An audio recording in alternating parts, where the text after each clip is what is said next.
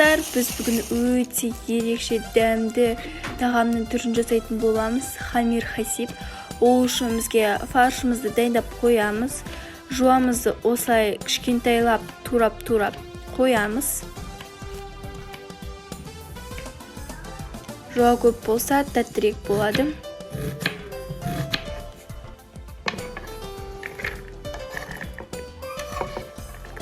Кес болған жуамызды салып, оның үстіне бұқтырылған күрішті салатын боламыз. Барлығын дұрыстап араластырып аламыз. Содан кейін өзіміздің приправаларымызды қосатын боламыз, дәмдеуіштерімізді.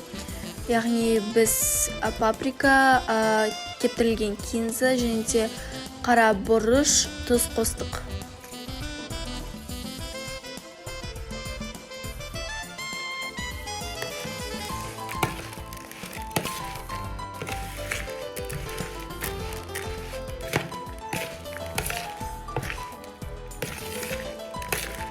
Дейін біз кәдімгідей мантыға жасайтын тестамызды жасап алған болатынбыз. Содан кейін оны осылайша катать етіп аламыз.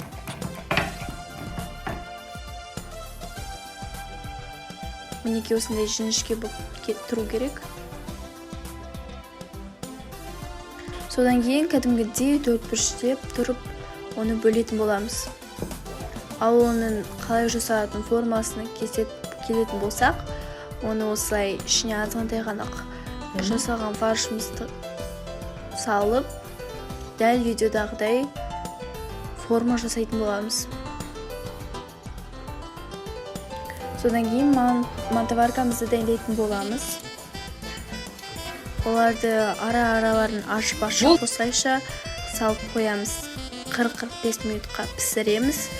Мінеки осындай әдемі дәмді болып шығады. Ал начинкасына келетін болсақ, лечо салатын салған болатынбыз.